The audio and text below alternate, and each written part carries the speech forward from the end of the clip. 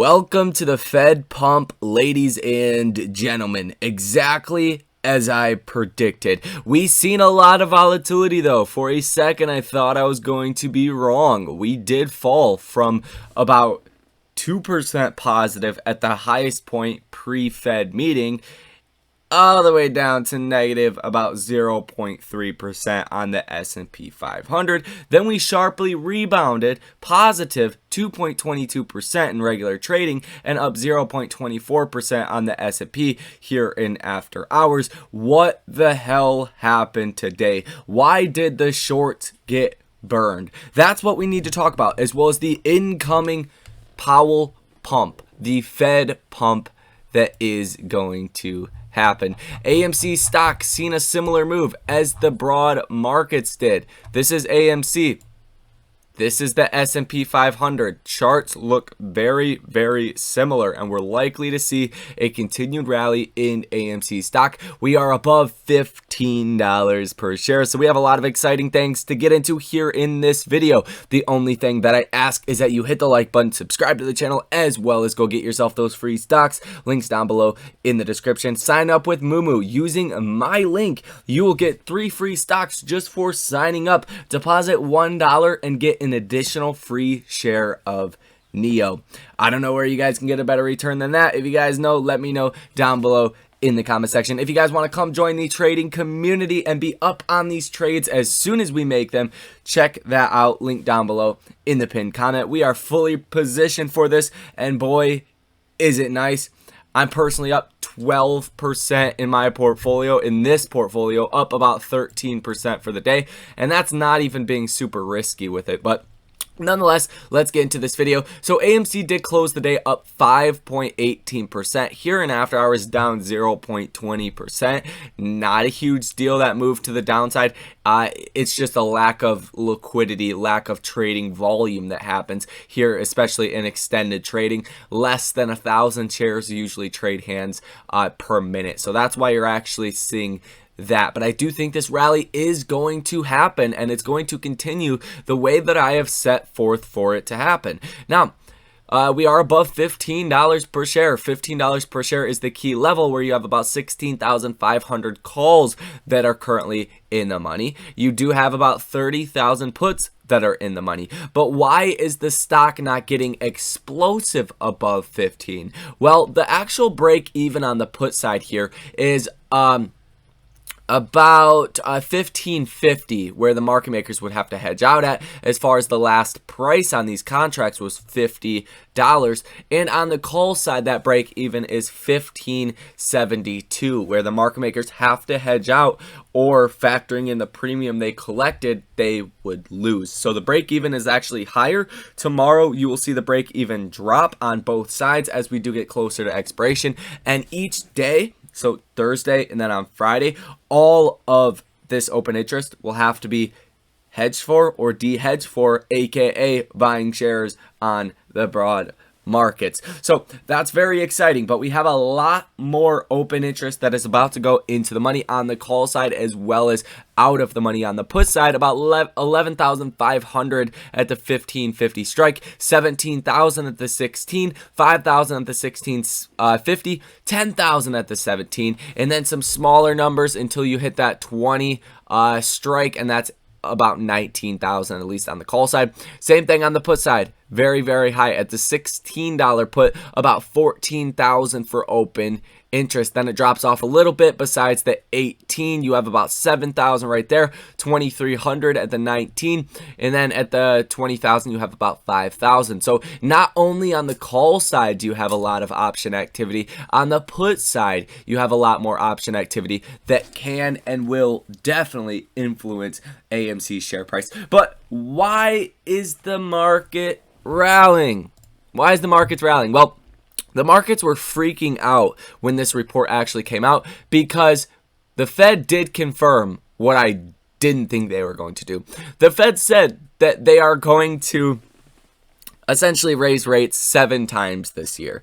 That's what the markets are pricing in. So it wasn't a crazy thing to be announced. The markets were literally pricing that in. So we got confirmed 7 times. But the Fed said that they are going to be very data driven, like we have known about. They said that if the situation changes, if there is a need to do less, they will do less. If there's a need to do more, they will also do more. So right now we're expecting one rate hike per meeting, but the balance sheet was the key here. He says Powell indicates balance sheet reduction could start in May. So basically what's going on is people are like, hey, we can buy the dip now, we can sell in May and go away. That's the ultimate saying, is sell in May, go away. And then you see people come back after summer. All right, a lot of people don't like to trade during summer. They go on vacation, they go enjoy their life, right? So that's really what's going on. It's buy the dip right now, sell in May. That's probably what's going to happen, because the balance sheet reduction, that's really the key here, is when they start taking out a ton of money, that starts to influence the bonds a lot more. And that's really what me and you get loans based off of, is the 5-year, 10-year, 20-year treasury bonds. Because think about it like this. If you could, if you're a bank and you could get a loan for 3% or 4 or 5% from the government, a 10-year treasury bond or a 20-year treasury bond, you're not going to give out a loan for any less than that to me or you. You're going to charge a couple percentage points higher than that. So that's what the loans that affect the real economy go off of. And that's why the Fed said, hey, as soon as we announce the balance sheet reduction, you're probably going to see yields going up, essentially just paraphrasing here, and you're going to see more rate hikes actually priced in. But I think the main thing that actually did help to rally the markets as well is that Fed Jerome Powell says that we are not particularly going into a recession. He says that it's probably not going to happen. He said it's unlikely, the economy is strong. It's just not going to happen. A lot of people were freaking out about a possible recession, and Powell basically said that the chances of recession are not particularly elevated. So, pretty interesting right there, and that's what the markets are really reacting to as well. The dot plot, the Fed does expect less growth.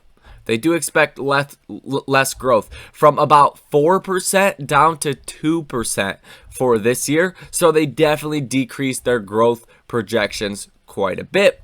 At the same time, they did reiterate that they will do whatever they have to get inflation down. Yeah, it says right here, the Fed now sees 2.8% GDP growth in 2022, down from 4% in previous projection. So this was actually a lot worse on a lot of aspects than I thought, but that just goes to show how far the markets really overprice things, and then they have to quickly readjust when the actual data comes in. So doesn't look like we're going to see a recession as far as the Fed. GDP is expected to be substantially less than what they previously projected. No Fed balance sheet runoff yet until May. And reiterating again that they will be data driven, that they're not going to outline directly what they're going to do, if they're going to do a 0.5%, if they're going to stop raising rates. It really all comes down to the data, and the markets like the clarity that was provided today. And really the bottom line here is buy the dip, sell in May, and go away. That's the bottom line here. That's what everybody's going to get. So I do think there is somewhat of a cap to this rally that we are going to see. And I do think the markets are still going to crash. I think this is really a short-term blip. And you could see a short-term rally back, if you're looking at the SPY, back to maybe the 445 range, even possibly the 450 range. And then you will ultimately see the markets come back down again. Why is that? Because the fundamental picture is rapidly changing for the banks, for the credit crisis in Europe, China, and Russia, as well as it's going to be very hard for companies like Apple to beat those previous revenue numbers from 2021 without massive amounts of stimulus. So it looks good today, exactly what I predicted, and I'm actually surprised on that, because like I said, it was a lot worse than I expected, but people really priced in way too much. Okay, Now let's get into the data around AMC and what you guys need to know. So the biggest key from here on out is potentially, obviously, the balance sheet runoff. And that's likely to start in May. But also, if the markets start to price in a 0.5% rate hike by May, if commodities go back up, if inflation seems to be high on the next CPI report, if that is high, then you definitely gotta watch out for that. You got to watch out for that, the expectations. And you can see it on investing.com/Fed rate monitor tool. If these numbers start to, change around a lot, then you definitely should pay very close attention to that. And that is basically right here, right? 26.2% expect a 0.5% rate hike. Only about 73.8% of investors expect just a 0.25% rate hike. So if that starts to go up, this 26.2% number, that's where you're going to see more pain in the markets. If it goes down, it's likely to indicate to you that the markets are going to rally. So that's the most important thing. I will keep you guys updated on that one. The max pain is sitting at $17 by the end of this week, so that does look very likely right now. My price target was in between $18.50 and $21 for this week, really in that gap level that we have really kind of had a hard time breaking out above 21 in this range, right? Above this line right here, above the 1850 line, this trying to find a demand zone in here, trying to find the demand above 1850 was a challenge, over the past couple of months. And I want to see that come back to life. I want to see that short-term rally and that gamma squeeze, and I think it is going to happen. As far as AMC and the actual Ortex data, you're looking at 21% flat short interest. Cost to borrow max is finally moving. Cost to borrow max is at 8.93%. What this is telling you is that people think these stocks are going to rally. The cost to borrow moves up when there's a greater likelihood of the stock moving because people are going to charge more. And if the utilization continues to stay 100%, that means that even though people are expecting a big move and you could get paid out more for lending out your stock, they're not. So I want to see the utilization stay at 100% and the cost to borrow max do its thing and possibly go much higher. If that happens, then you're definitely going to see the stock rally. This could be a leading indicator to a big rally that is to come, kind of validating what I'm saying. If that doesn't make sense, go back, re-listen to the last 30 seconds of this and get that explanation. Again, kind of complicated if that's your first time hearing about how cost to borrow max and utilization work, but it's very, very important. Days to cover is sitting at 2.79, and let's take a look at the option flows. Option flows, 23 orders for the day, totaling $9.12 million, positive order value of 60%. So looking very good on that aspect as well, and I am just super, super excited about calling this out for you guys. Being the only person to say we're probably going to have a bullish reaction from the Fed. I hope some of you guys had some positioning to it because this was a very much needed day for a lot of people. That's also why you guys want to subscribe to the channel, so you can stay up to date with different opinions here that may or may not come true. This time they did, next time they might not. But nevertheless, it's good to hear those different opinions that are contrary to your belief, because about 95% of people were bearish heading into this Fed meeting, and it was anything but a bearish response from the markets. NASDAQ up, what is that, 4%? Almost 4% if you include after hours. That's a wild, wild move. Now, as far as the news for the day, we are seeing some talks about a potential ceasefire and a possible peace agreement coming from Ukraine and Russia. If that happens as well here even tomorrow or on Friday, expect a major, major rally. I mean, you're going to have the uncertainty that pretty much just went away in the last 2 days, right? So expect a big rally if that happens. I wouldn't hold my breath. Probably not going to happen, but it is a chance that it could in the next couple of weeks. That is just going to be a huge bullish catalyst. So if you guys see ceasefire, if those talks start to go places and they start to get better, right, I would be very careful about any downside exposure you may have. So that is pretty much going to be all for this video.